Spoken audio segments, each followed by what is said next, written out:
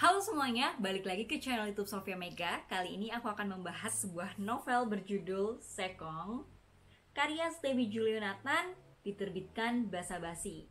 Sebelum itu, jangan lupa subscribe channel YouTube ini kalau kamu mau dapetin rekomendasi buku terbaru, mau itu buku fiksi maupun non fiksi, karena aku juga banyak membaca buku-buku pengembangan diri. Jadi jangan lupa subscribe dan nyalakan loncengnya. Nah, langsung aja kita masuk ke pembahasan Sekong. Sekong ini mengisahkan kehidupan para queer, khususnya gay di Probolinggo dengan latar belakang kehidupan yang berbeda gitu. Ada yang namanya sang penyiar, dia bekerja di dunia radio. Lalu ada yang namanya Rahim, dia bekerja di pemerintahan. Dia punya istri tapi namanya Surti. Nah, selanjutnya ada yang namanya tour leader atau disingkat TL. Dari nama-namanya aja sebenarnya ada pemilihan nama yang unik. Biasanya kan nama ya udah kalau mau ditutupi dari identitas asli, kasih aja nama samaran. Tapi entah kenapa nih penulis memilih dengan sebutan sang penyiar, tour leader, gak ada nama yang bisa disebutin gitu.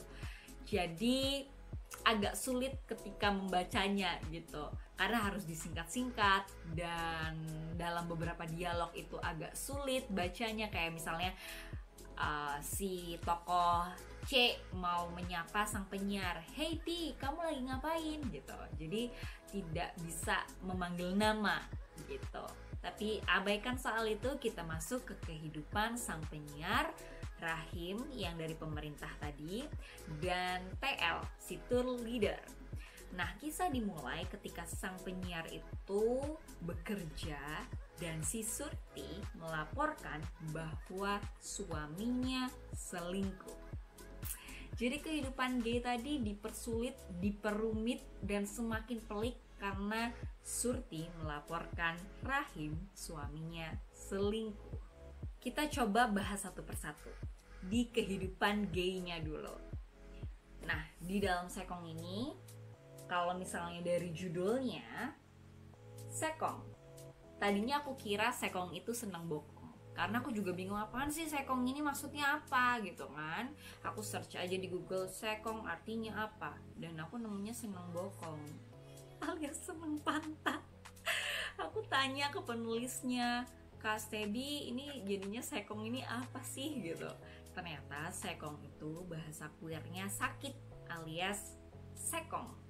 Kayak laki jadi lekong gitu maksudnya. Dan sebenarnya tadi di kehidupan gay menjadi sulit hidup sebagai gay di Indonesia karena dianggap sakit. Gay itu dianggap penyakit gitu kan.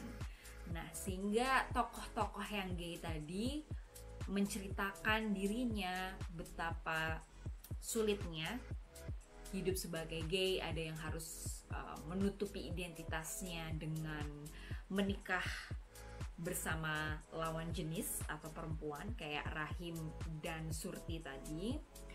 Ada juga yang terjebak pada kehidupan seks, yaitu si TL. Dia kan bekerja di pariwisata, tapi selain menjadi tour leader, dia menjadi kucing alias dia jadi laki-laki sewaan. Cuma agak unik sih si TL ini. Aku agak ingat sama novel Perempuan di Titik Nol gitu, karena si TL, si tour leader ini bilang, "Aku tidak mau menjadi objek maskulinitas, tapi dia menjadi subjek." Jadi yang menganggap dia itu punya harga diri rendah ataupun harga diri tinggi itu dirinya sendiri. Itu agak inget sih sama Perempuan di Titik Nol, karena Perempuan di Titik Nol itu dia bekerja sebagai pelacur, tapi dia bisa punya boundaries atau standar tersendiri untuk mendefinisikan dia itu pelacur yang bukan pelacur murahan. Nah, selanjutnya tadi, selain kehidupan begitu sulit ketika menjadi gay di Indonesia, juga soal bagaimana tokoh-tokoh ini menemukan dirinya sebagai gay. Jadi bukan hanya ketika menjadi itu sulit, tapi juga ketika menemukan dirinya menjadi gay itu sulit gitu. Itu cerita yang menarik juga sih di sini. Lalu yang ketiga, soal mematahkan stereotip gay. Dalam novel ini ada beberapa bagian yang mengisahkan tentang itu. Misalnya, gay itu tidak bisa dibuktikan dengan cara jalannya. Gay itu berbeda dengan waria. Dan gay itu tidak hanya soal kehidupan seks saja gitu. Nah, yang bagian satu sama bagian kedua soal tidak bisa dibuktikan dengan cara jalan dan gay dengan waria itu berbeda, yang memberitahu itu adalah naratornya. Dan menurutku itu mengurangi sisi menariknya, karena kalau dalam novel aku berharap kita diberi pesan moral gitu kan ya, kesimpulan itu nggak serta-merta dikasih tahu langsung dari naratornya gitu.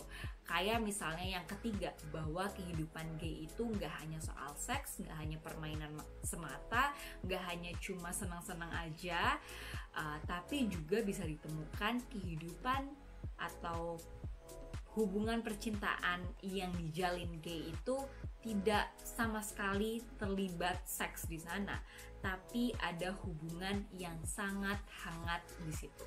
Dan itu bisa kamu temukan di hubungannya sang penyiar dengan Mustafa. Itu hubungan gay yang paling aku suka dalam novel Sekong ini. Terus dalam kehidupan gay itu tadi ada juga yang menarik, ditulis di sini bahwa dunia laki-laki itu dunia penaklukan, dan penanaman dunia laki-laki adalah dunia penaklukan justru membuat kehidupan mereka menjadi sulit gitu. Sehingga sebetulnya nilai-nilai maskulinitas itu mempersulit kehidupan mereka, nggak selalu menguntungkan mereka gitu ya. Nah, dalam kisah perselingkuhannya sendiri, ini yang bikin agak gemes sih. Karena ketika aku baca ini, aku pengen ceritanya fokus ke perselingkuhan itu. Aku mau tahu kelanjutan hubungan mereka gimana. Tapi ceritanya itu kayak melantur kemana-mana, harus nyeritain tokoh ini gimana, tokoh itu gimana, semuanya diceritain. Aku tuh sampai agak sulit gitu menyelesaikan novel ini, karena ini mana sih bagian Surtinya mana? Surti ini butuh keadilan loh, dia diselingkuhi loh. Tapi dia akhirnya ceritanya muncul di akhir-akhir. Akhirnya kisah perselingkuhan itu bukan jadi cerita utama gitu loh.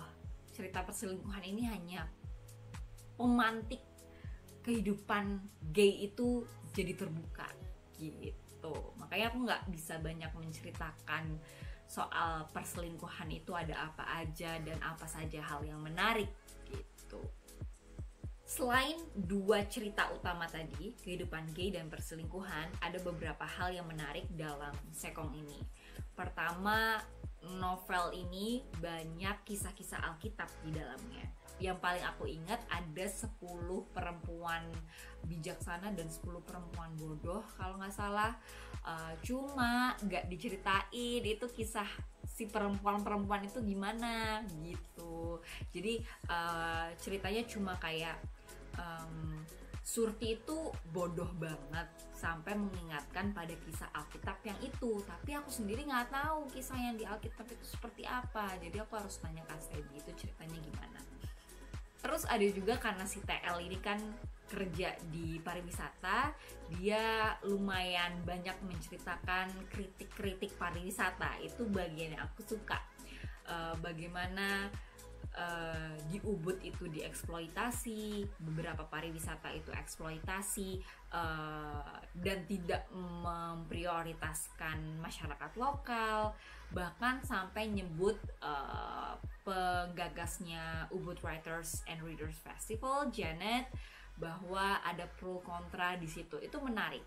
Cuma kekurangannya adalah dalam beberapa nama, dalam beberapa konteks dalam novel itu, aku pikir nggak semua orang tahu Janet itu siapa, Ubud Writers itu siapa, nggak semua tahu istilah atau nama-nama yang disebutkan dalam novel ini.